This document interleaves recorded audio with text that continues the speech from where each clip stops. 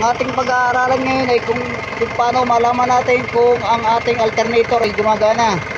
Malalaman natin yan dito.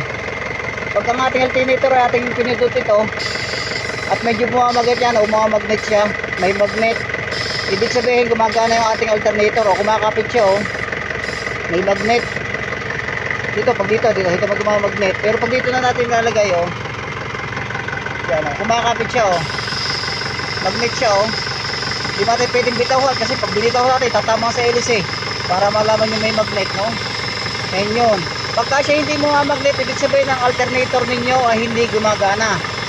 Isa pang paraan para malaman nyo kung ang inyong alternator ay gumagana, check nyo yung battery.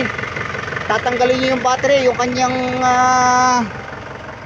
ito, ikot tayo, punta natin yung battery.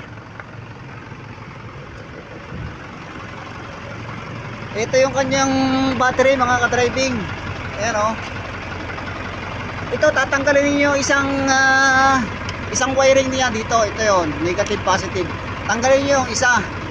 Pag ang tinagal niyo tong isang wiring, tapos namatay ang inyong makina, ibig sabihin ang inyong alternator ay hindi gumagana pag namatay ang makina, pag tumigil ang makina.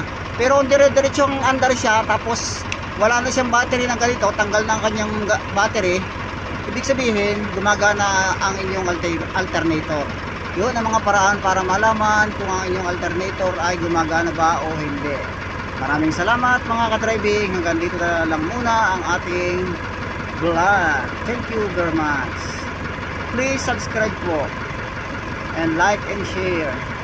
Salamat.